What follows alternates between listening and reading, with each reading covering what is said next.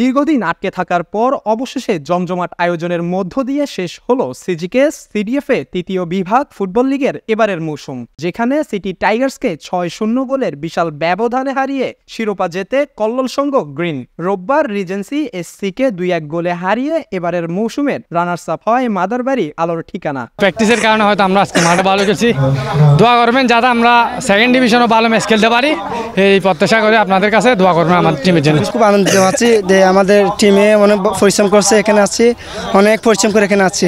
আগামীতে আমরা সেকেন্ড ডিভিশনের টিম উত্তীর্ণ করছি, এখন সেকেন্ড ডিভিশনে আরো ভালো খেলে আমরা চেষ্টা করব ফার্স্ট ডিভিশনের টিমটা উত্তীর্ণ করার জন্য।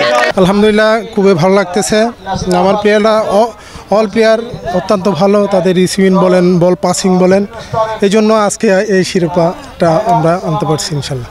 বহুদিন পর নগরীর এম এ আজিজ স্টেডিয়াম মুখরিত হয় দর্শক, খেলোয়াড় ও ক্রীড়া সংগঠকদের পদচারণায়। ৩ মাসের লম্বা সময় পর সফলভাবে এবারের তৃতীয় বিভাগ ফুটবল লিগ শেষ করেছে চট্টগ্রাম জেলা ফুটবল অ্যাসোসিয়েশন।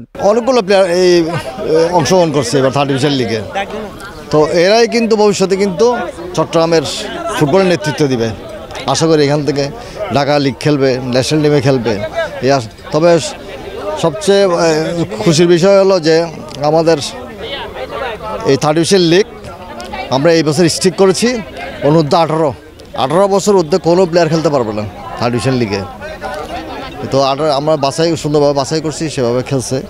তো আশা করা যায় আমরা ভবিষ্যতে এটার ফলপ্রসূ কিছু পাবো। সফল সমাপ্তির মাধ্যমে আমাদের এই মৌসুম, আমরা যেটা মৌসুম বলি, আমাদের তৃতীয় বিভাগ পর্যন্ত একটা মৌসুম, আমাদের এই 23-24 মৌসুমটা আমরা শেষ করতে পেরেছি। এই জন্য অংশগ্রহণকারী সকল দলকে আমি কৃতজ্ঞতা জানাচ্ছি, ধন্যবাদ জানাচ্ছি, এবং সকল ক্লাবের কর্মকর্তাদেরকেও আমি ধন্যবাদ জানাচ্ছি। এবং আমরা আশা করছি আমাদের এই ধারাবাহিকতায় আমরা শুরু করতে পারিনি প্রিমিয়ার এবং ফার্স্ট ডিভিশন লিগ, এটাও সহসা শুরু করতে পারবো।